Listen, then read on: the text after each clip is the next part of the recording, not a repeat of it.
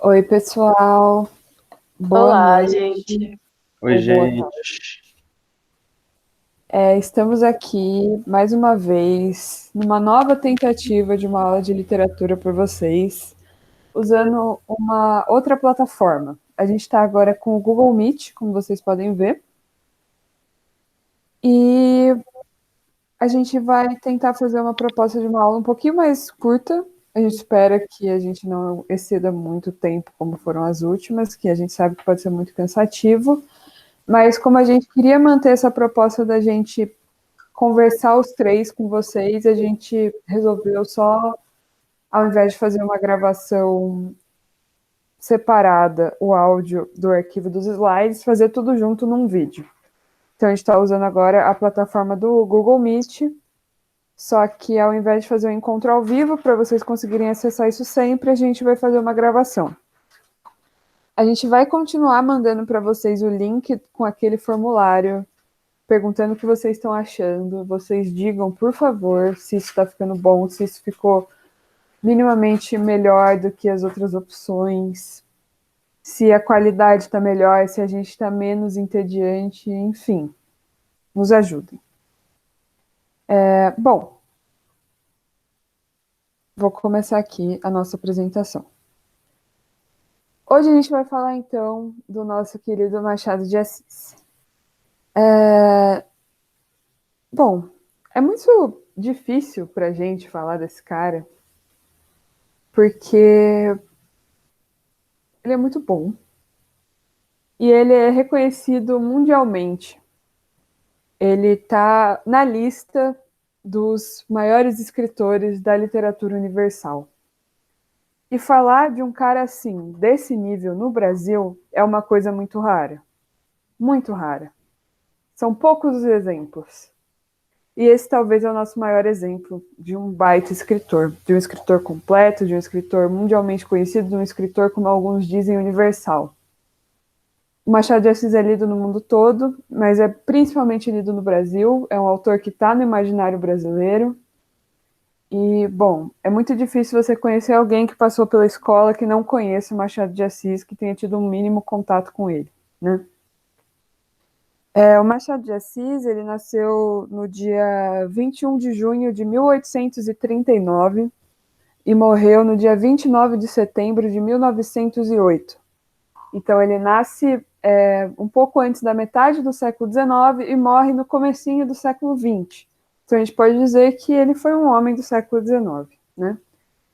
E isso no Brasil quer dizer que ele passou por um período de transição da monarquia para a república. Ele viveu um período em que a escravidão estava em voga no Brasil, que a escravidão foi abolida no Brasil, enfim, viveu um período histórico bem conturbado, muitas emoções. Como vocês podem ver aqui no slide, a gente escolheu colocar essa fotografia que foi recentemente colorida por um coletivo que pretende, né, mostrar como seria o Machado realmente se ele estivesse aqui ao vivo e a cores. E como vocês podem ver, ele está sendo representado com a pele escura, né? Ou seja, um homem negro. Ao longo do tempo, o Machado de Assis foi considerado um escritor branco. Em alguns momentos, ele foi considerado um escritor mulato, e muito recentemente, o Machado de Assis foi considerado como um escritor negro. Isso é muito recente, ainda tem pessoas que não querem concordar com isso, mas a gente pode perceber por várias fotografias hoje em dia que passaram a ser estudadas com mais profundidade que ele era, assim, um homem negro. Mas o Machado de Assis, ele não falava sobre isso, o que é uma coisa bem curiosa. Ele era um homem muito letrado, muito estudado, ele era um autodidata, né? Ele estudava sozinho, ele aprendeu várias línguas sozinho, leu diversos romances sozinho, e ele tinha um contato muito grande com a aristocracia, ele conversava muito com as pessoas de um alto escalão e tal. E apesar de ele ter, inclusive, muitos amigos abolicionistas até, mas em sua ampla maioria homens brancos, ele nunca comenta sobre a cor da pele dele, o que é muito interessante. Tem um escritor negro que fazia parte do círculo de escritores do Rio de Janeiro, que é onde morava o Machado de Assis, que ele mandava cartas para o Machado comentando, né? Inclusive o Machado de Assis ele foi um dos fundadores da Academia Brasileira de Letras, né?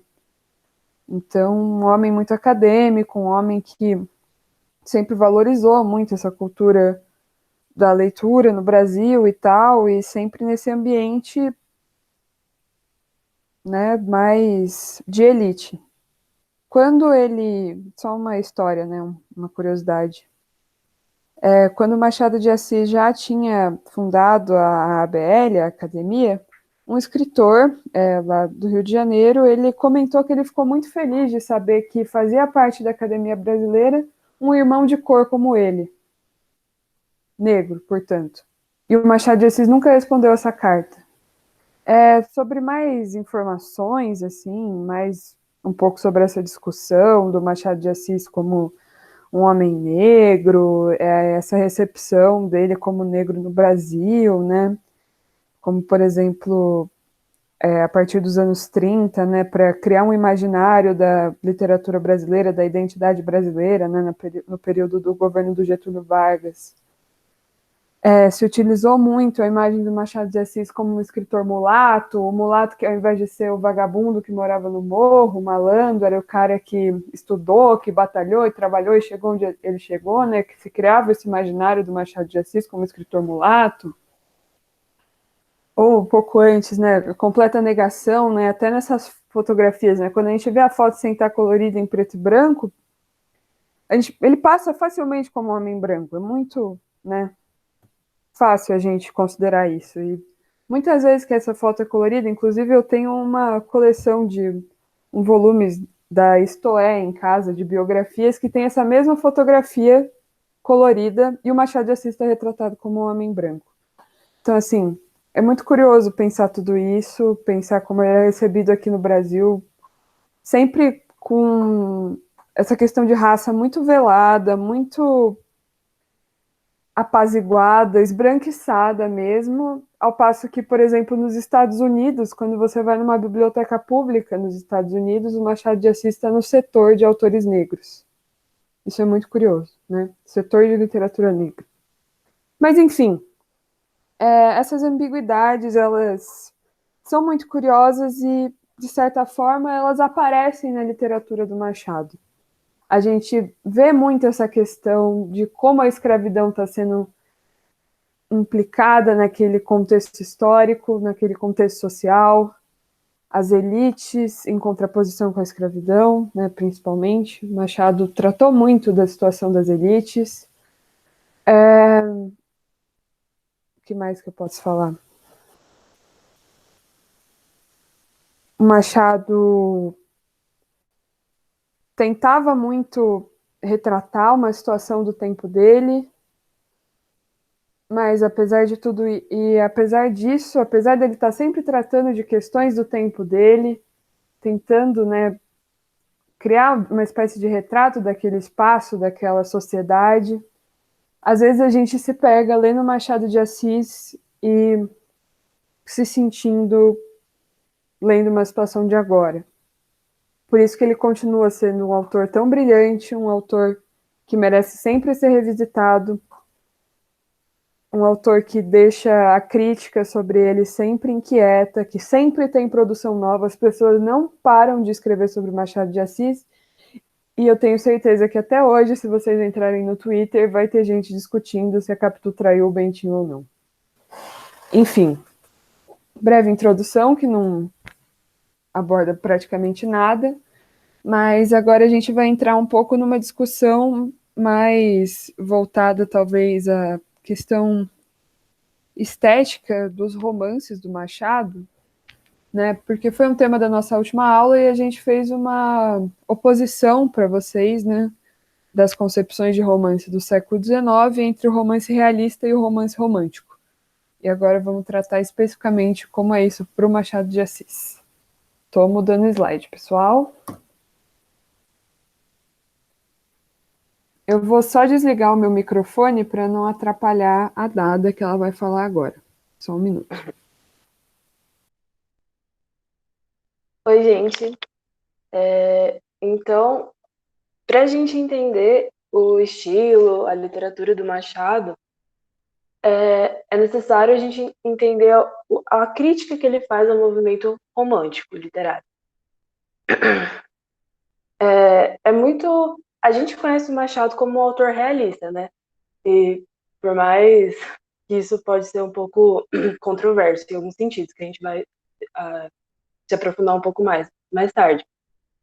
Mas para lembrar um pouco da última aula, a gente viu que o realismo nasceu como um movimento antirromântico. É um movimento que nasce fazendo uma oposição muito clara ao que veio antes dele, que é o romantismo.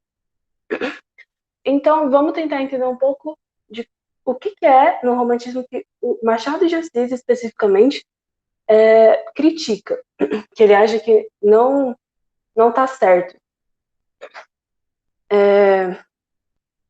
Um dos objetivos do romantismo era tentar buscar uma identidade nacional na literatura. E isso, como a gente viu nas aulas passadas, era muito, era muito explorado a partir, no Brasil, né, de figuras indígenas, da temática indianista e de uma coisa que a gente chama da cor local. Eu não sei se a gente chegou a explicar esse conceito muito bem na aula passada, mas basicamente a cor local seria essa utilização dessas temáticas que seriam ditas nacionais com o objetivo de formar essa identidade nacional na literatura, fazer uma literatura própria do Brasil, que era um dos objetivos do romantismo. O que o Machado critica nisso é que essa cor local vira um acessório, digamos assim, uma, um elemento que está por toda parte no livro, que a gente enxerga totalmente os elementos, o vocabulário, por exemplo, no José de Alencar, como a gente deu exemplo na aula passada. A gente vê todos as temáticas, os elementos, os personagens, as descrições com o elemento indianista, mas isso acaba ficando muito superficial, muito na margem. Realmente, a cor do romance é essa, mas você não não está nas entranhas dele. Você não sente isso nas relações que a narrativa estabelece e tudo mais. E essa é uma crítica que o Machado faz bastante num artigo que chama Instinto de Nacionalidade, que ele se alonga um pouco mais sobre essa crítica ao romantismo. A gente colocou essa frase do Victor Hugo, que ele faz num prefácio ao Cromwell, e a gente achou que resume muito bem essa crítica que o Machado faz também. A cor não deve estar na superfície do drama, mas no fundo, no coração da própria obra. Então, essa questão de elementos que estão o tempo todo, a gente está tendo o tempo todo contato com palavras e descrições idealizadas e voltadas ao imaginário indianista, como a gente viu na aula passada, mas que o Machado acredita que esse não é o jeito de buscar essa identidade nacional, já que acaba que fica uma coisa na superfície e que fica esvaziada de si mesma, não chega a um lugar dessa identidade, dessa literatura que quer se afirmar brasileira. E então, ele questiona essa questão da nacionalidade na literatura romântica. O Machado foi, como a Sofia disse, é um dos grandes autores da literatura universal, como foi colocado. E é interessante também de pensar nessas questões do universal e do nacional, porque a gente fica pensando que então quer dizer que o Machado está rejeitando essa nacionalidade que o romantismo propunha? De uma certa forma, sim, mas será que isso significa realmente que ele não quer representar o Brasil na narrativa dele? Porque foi uma leitura muito feita sobre o Machado em muito tempo. Mas de uns tempos para cá a gente tem visto que não é bem assim. É só o jeito que ele foca nessa nacionalidade que não prioriza a cor local. Ele não trabalha por meio dos acessórios que o romantismo trabalhava. isso tudo é feito de um outro jeito, explorado de uma outra forma, que a gente também vai aprofundar mais para frente, e que fica ruim a gente falar que o Machado de Assis seria, então, um autor universal, problematizando um pouco essa questão do universal e do nacional. Não é porque ele está tecendo essas críticas ao romantismo que ele está rejeitando uma literatura de identidade nacional, ele só está questionando com que artifícios os autores estão explorando essa tentativa de escrever uma literatura brasileira.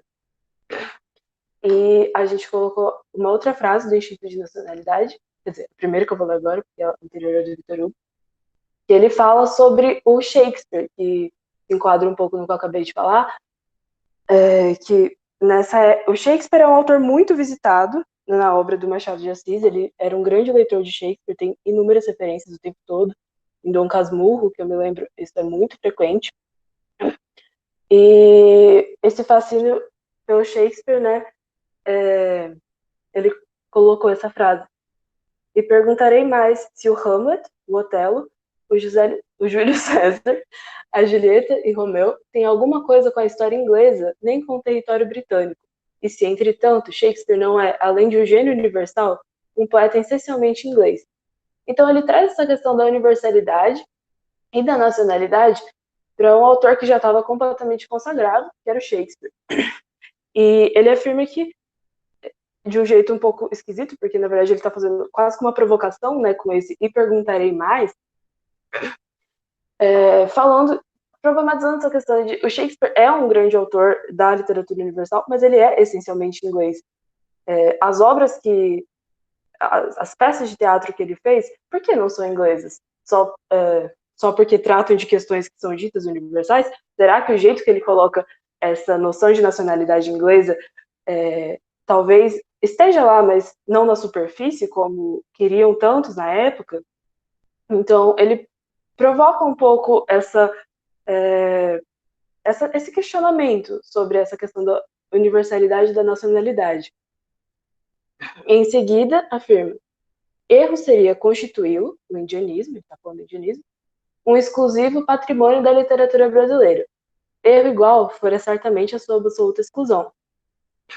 Então, quer dizer, resumindo, ele não quer que a gente pare que os escritores da época parassem de abordar a questão indianista, porque isso faz, sim, parte da realidade brasileira, e a figura indígena é parte desse imaginário e faz parte da identidade nacional. O que ele critica aqui é o jeito que os românticos estavam fazendo isso, de um jeito muito estereotipado, idealizado, superficial, como a gente viu nas aulas passadas, e recusando esse tipo de narrativa. Ele não quer o elemento, ele prioriza um outro tipo de relação para construir essa nacionalidade. Então ele não está completamente querendo a exclusão dessa temática, mas também quer constituir tudo isso de uma outra forma. Tem até, lembrei agora, uma poesia, é meio que uma história meio que figurada em verso e tal, Americanas, que foi ele que escreveu, que aparece muito bem a temática indígena, indianista, mas de um jeito muito já dele próprio, sabe? Dá para ver claramente as diferenças que ele pega para construir essa poesia da temática indianista para o que vinha sendo feito com essa temática anteriormente com os românticos. Se vocês tiverem curiosidade, é legal dar uma olhada para ver como que essa temática especificamente surge no Machado de Assis, como que ele pretende manusear isso ao seu jeito. Ele vai desenvolvendo em outros assuntos, como a gente vai ver, conforme ele vai escrevendo cada vez mais, até atingir uma fase madura, e etc. Essa é a crítica, basicamente, que ele faz ao momento anterior, mas a gente vai ver nos próximos slides também que não é por isso que ele é completamente enquadrado e se sente à vontade com o realismo que estava em voga na época, que eram os autores naturalistas que a gente viu nas aulas passadas também. Vocês têm alguma coisa a acrescentar, gente? Eu posso trocar o slide? Quer dizer, na verdade é a Sofia que troca, É, né? não tem.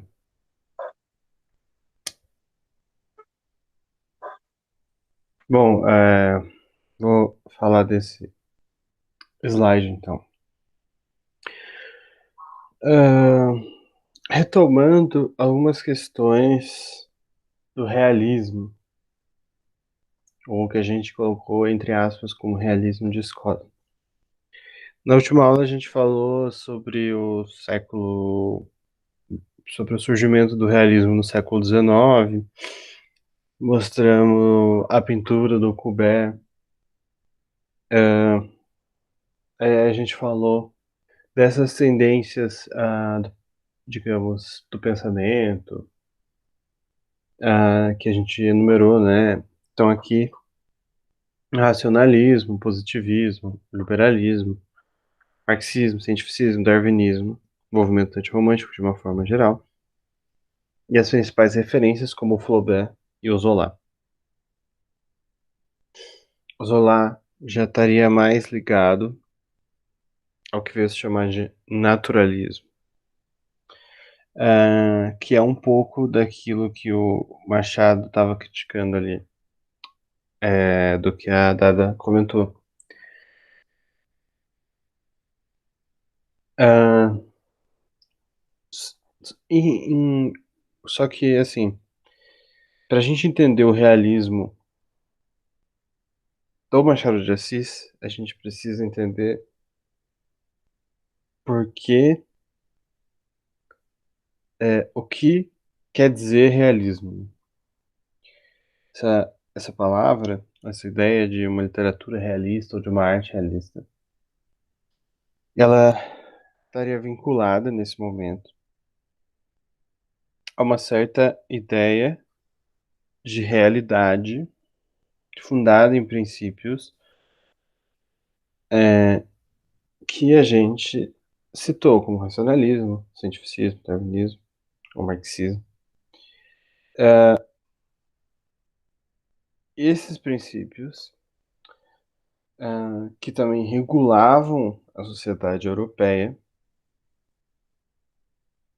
eles seriam diferentes no Brasil, de certa forma. Robert Schwartz, que é um dos críticos mais importantes para a obra do Machado de Assis, ele abre um texto dele, que não é especificamente sobre o Machado, mas que vem de pesquisas dele sobre o Machado e sobre o Brasil no século XIX, dizendo assim: o pressuposto da economia política, ou seja, o pressuposto da ciência que pensava a troca e a regulamentação das sociedades em geral europeias, né? A regulamentação, digo, no sentido da economia, do trabalho, da produção de mercadorias e da troca como uma forma de regulação da vida. Então, o pressuposto para você pensar digamos, o mundo europeu era o sistema capitalista, que envolveria trabalhadores assalariados e patrões. E isso, de certa forma, regula a vida na Europa. O que o Robert Schwartz diz: o pressuposto de toda a economia política, que é o trabalho, entre aspas, livre e assalariado, como a gente aprende nas aulas de história, esse nome, não era válido para o Brasil, pois aqui existia escravidão. Então, o que se entende por realidade, de certa forma, seria diferente.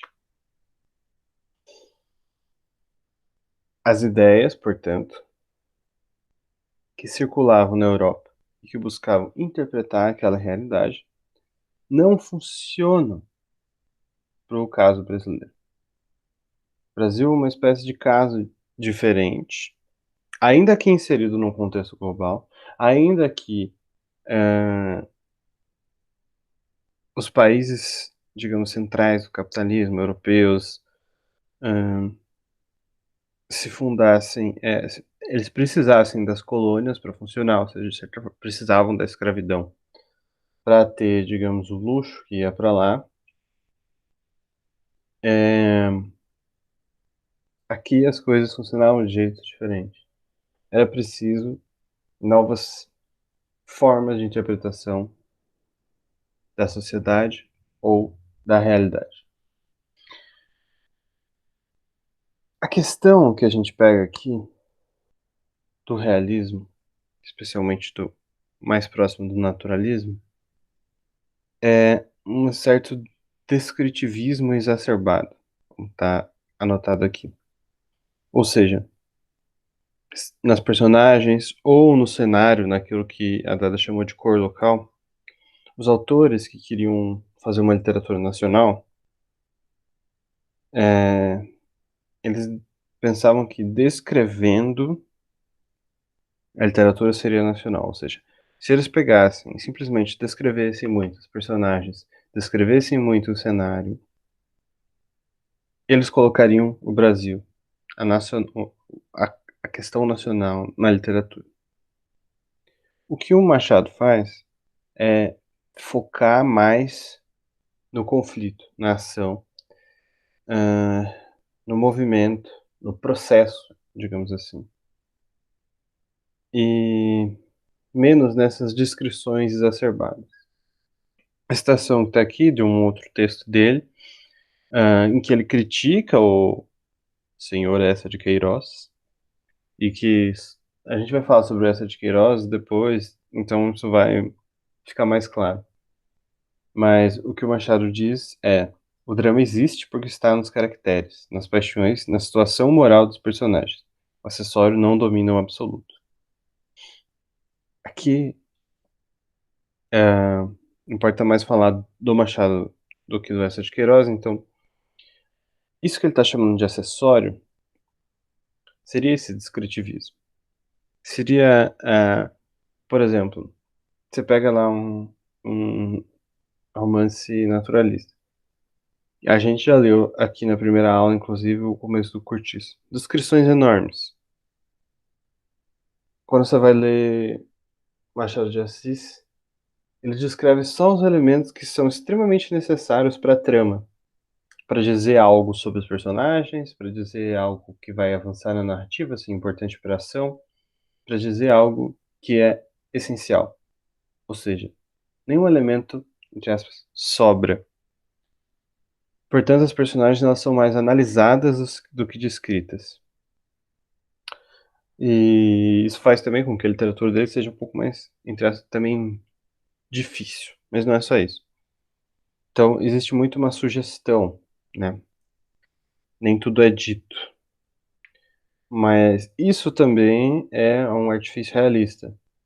Porque, voltando àquela ideia de que a sociedade brasileira ela se fundava numa certa importação de ideias europeias.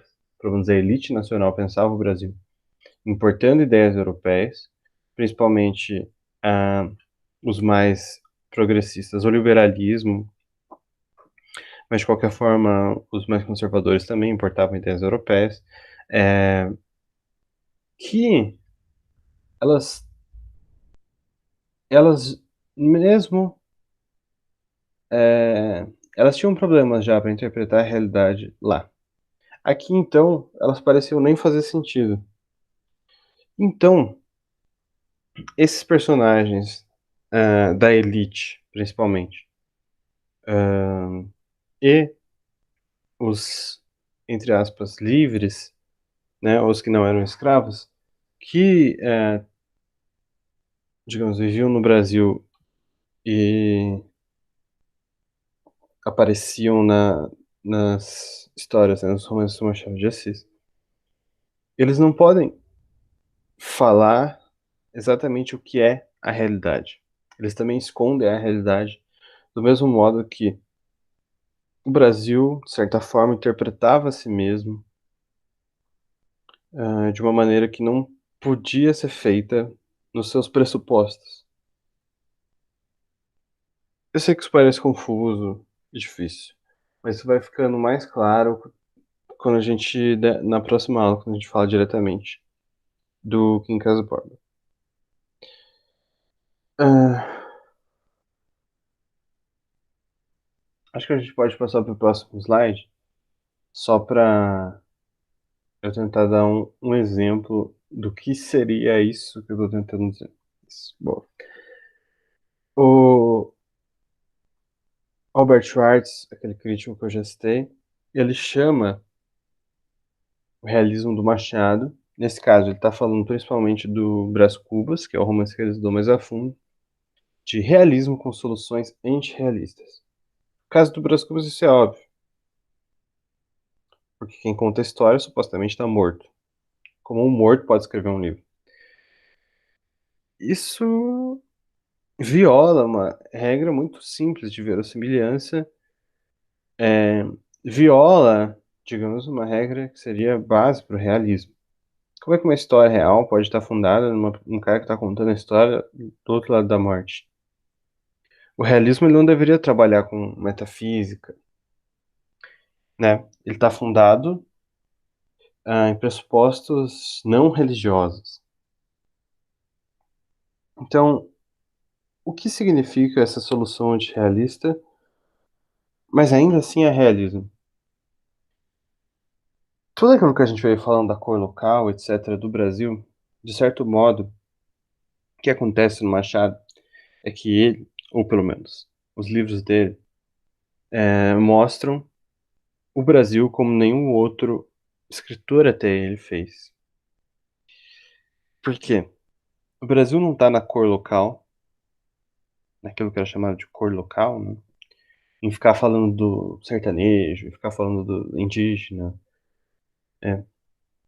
Ou mesmo quando o José de Alencar, que era um romântico, tentou fazer romances que chamavam de urbanos, romances que passavam na cidade, que já se aproximavam mais um pouco do que a gente veio a conhecer como realismo, ele usava aquela forma do romance romântico europeu. O que o Machado percebeu é que ele teria que criar uma nova forma de romance, um romance diferente, que ele fosse cheio de armadilhas ideológicas, de armadilhas na forma dele, principalmente com os narradores do Machado, que são narradores muito complexos. E essas armadilhas, elas seriam a expressão do Brasil, desse Brasil escravocrata, retrógrado. Então, essa solução antirrealista foi o que deu, de fato, o realismo no Machado de Assis, né? E foi algo que ele também demorou para conseguir chegar nisso, porque ele tem várias obras ao longo da vida em que ele não, digamos, chegou nessas soluções, na forma mesmo do romance e do conto, né, que ele escreveu bastante, e de algumas poesias. Mesmo nesses primeiros, ele já tinha esse modo dele específico de manusear, entre aspas, esse material, como a Dada falou. Mas ainda não chegava nesse ponto. Tanto que o primeiro romance dessa segunda fase seria o Brás Cubas. E ele só escreveu 5, que vão ser apresentados rapidamente. Para só terem uma ideia, no próximo slide a Sofia vai falar um pouquinho sobre eles.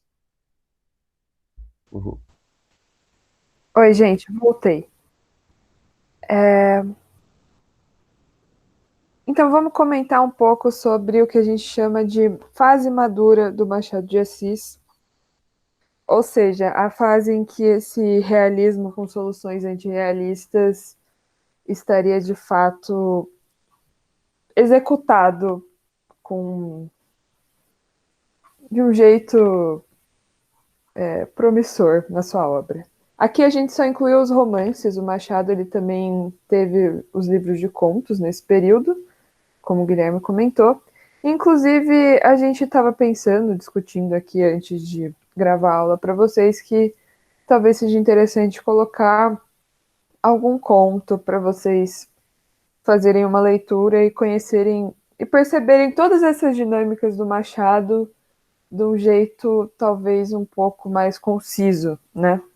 Claro que nada supera a riqueza de você ler um romance do Machado de Assis, mas talvez na economia do conto as coisas fiquem um pouco mais gritantes, né?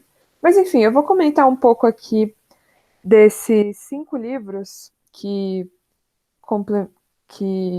estão nessa segunda fase do Machado, ou fase madura do Machado, ou última fase do Machado, e também um pouco sobre a recepção desses romances, né? Porque, por mais que hoje seja muito simples para a gente chamar o Machado de Assis de um escritor brilhante, de um escritor super reconhecido, não necessariamente as coisas começam desse jeito, né?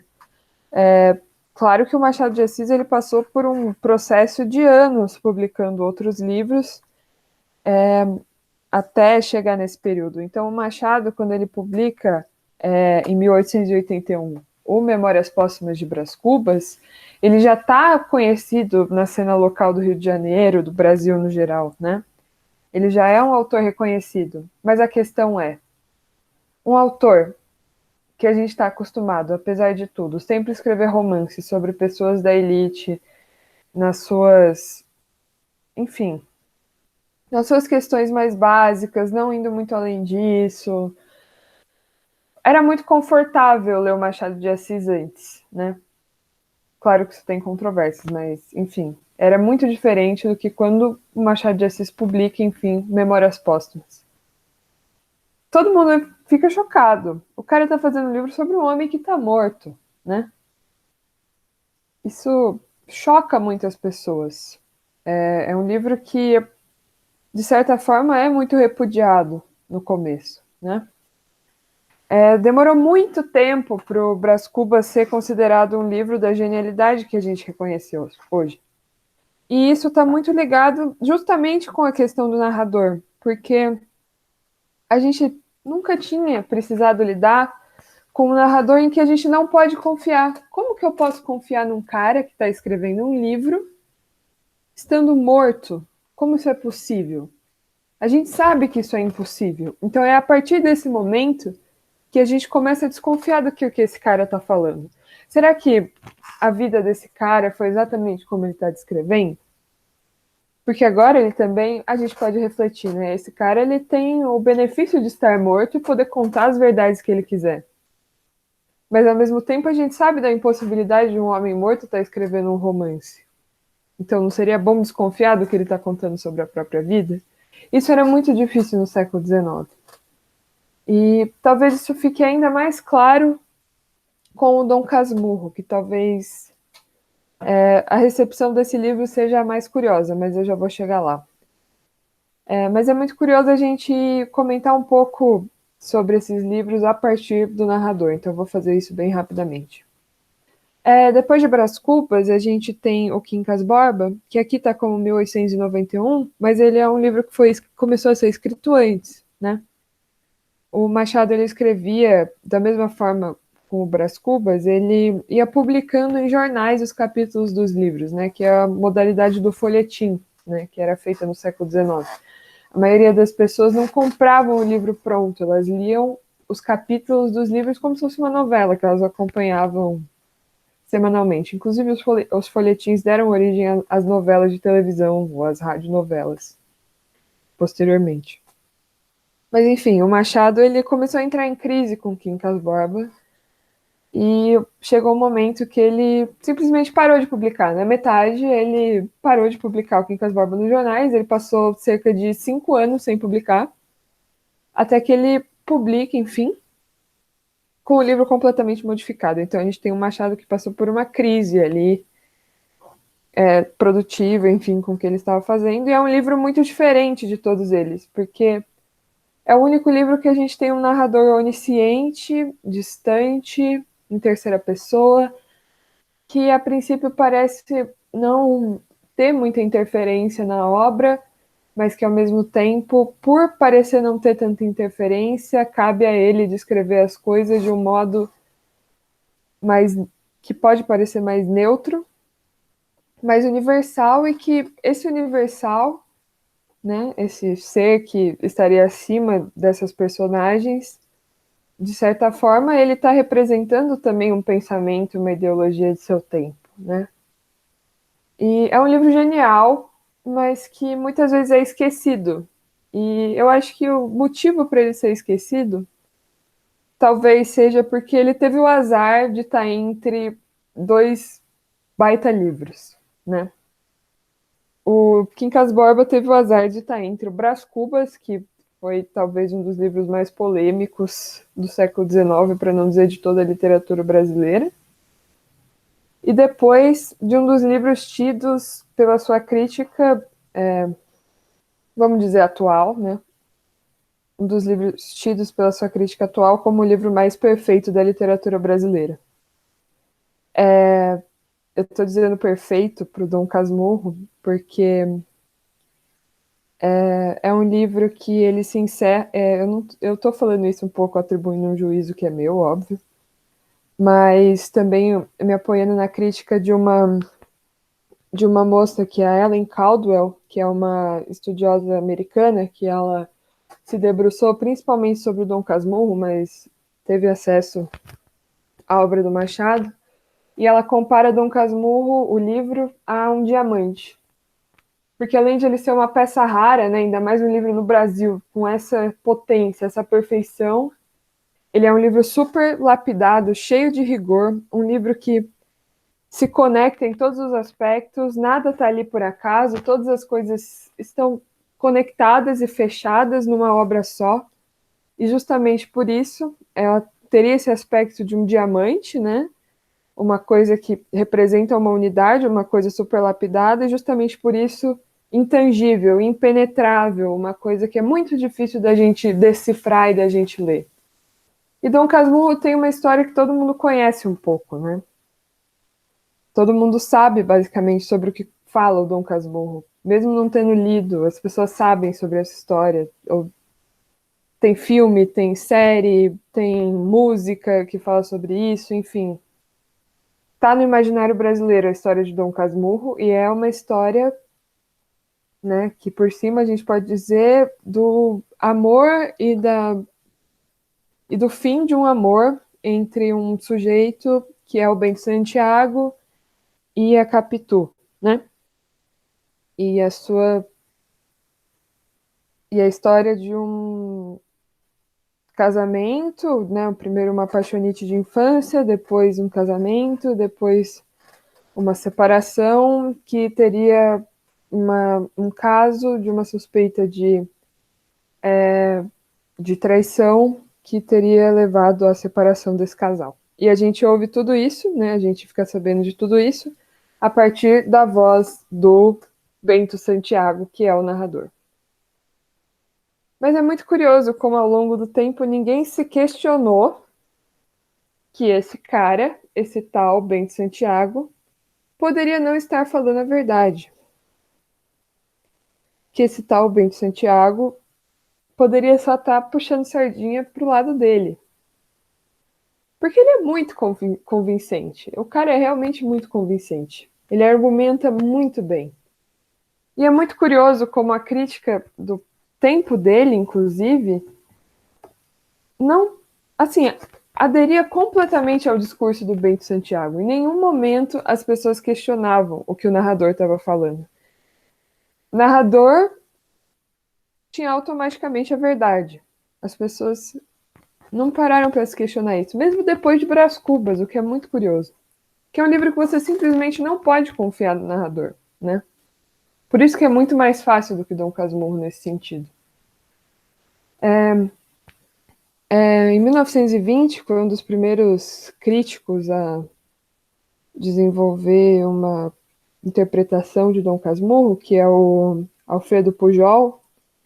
Ele chama o Bento Santiago de alma cândida e boa, submissa e confiante, feita para o sacrifício e para a ternura, ao passo que ele chama a Capitu de dissimulada por índole. E ele diz que a Capitu engana o seu amado com o seu melhor amigo, e a traição dessa mulher o torna cético e quase mau, né? Então a adesão da crítica é completa. E só a partir dos anos 70 que a Ellen Caldwell, essa mesma crítica que eu comentei, passa a questionar que talvez seja tudo da cabeça do Bento Santiago, né? Por isso esse livro ganha todo esse interesse, né? Um narrador tão curioso. E Esaú e Jacó, em Memorial de Aires, também tem um narrador muito curioso, né? Que é o Conselheiro Aires, que é um sujeito que é um diplomata. Então, ele também tem que moderar o seu discurso em muitos momentos, ele tem que jogar com isso, né? E é muito curioso porque Aires, né, o Memorial de Aires, tem uma assinatura que acho que Esaú e Jacó também tem essa mesma assinatura, que é MDA, né?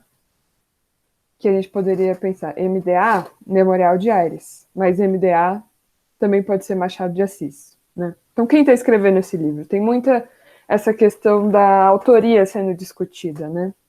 E é um livro que ele tem definições, ele é muito inconcluso, ele tem questões muito incertas o tempo todo. Então, nesses dois livros paira sempre uma incerteza, né? E, bom, é basicamente isso. Esses são os 5 principais romances do Machado de Assis. Todas essas capas que a gente colocou no slide são das primeiras edições, né? Todas feitas pela editora Garnier, do Rio de Janeiro. E essas edições, elas estão todas completas no site da Biblioteca Brasiliana da USP. E são facsimilares, né? Algumas até. É bem curioso e é bom saber que a gente tem acesso gratuito à obra completa do Machado de Assis na internet. E vale a pena conferir.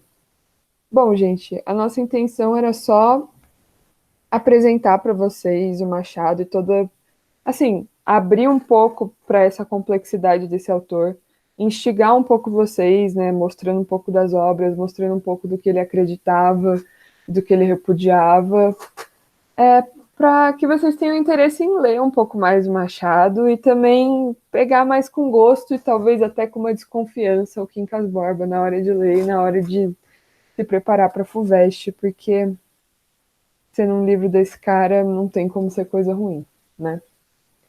É isso, não sei se vocês querem falar mais alguma coisa, gente.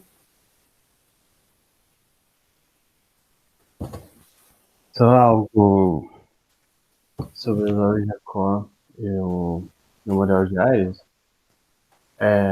Aqui acho que não foi muito claro, a questão da autoria ela é colocada mais no Esaú e Jacó, porque esses dois livros eles teriam sido. Tem um prefácio, né? Os dois têm um prefácio, são assinados por MDA, mas o Esaú e Jacó ele é como se fosse um dos cadernos esse tal de Aires, e o memorial seriam outros cadernos. O memorial seria de fato uma espécie de diário dele. E o Esaú e Jacó você não entende muito bem o que é. E aí quando você começa a ler, o narrador é o Aires, mas ao mesmo tempo tem capítulos em que parece que não é, ele nem aparece. Então a questão da autoria também está colocada no fato de o narrador ser o Aires, mas ao mesmo tempo ele muitas vezes não parece. É um livro que nada é muito definido, inclusive a questão da autoria, inclusive a questão da ficção. Mas enfim, acho que um dos mais complexos também do Machado. E, enfim, não dá para aprofundar agora também. Mas era isso. Acho que a gente já disse tudo, só queria reforçar isso que a Sofia falou da importância de tentar e ler, né, mesmo, porque isso tudo fica muito mais claro quando você está disposto e curioso mesmo a entrar nessa narrativa, mergulhar no Machado, que começa a parecer que você está jogando assim com esse narrador. Para mim é muito divertido e a gente espera que tenha conseguido despertar essa curiosidade, esse desejo em vocês também. E é isso. É isso. Muito obrigada, gente. Espero que vocês tenham gostado, que não tenha ficado tão cansativo. E mais uma vez a gente espera ter o retorno de vocês. Ok? Tchau e bons estudos e muita Tchau, força gente. nessa quarentena. Tchau, tchau, gente. Boa semana pra você.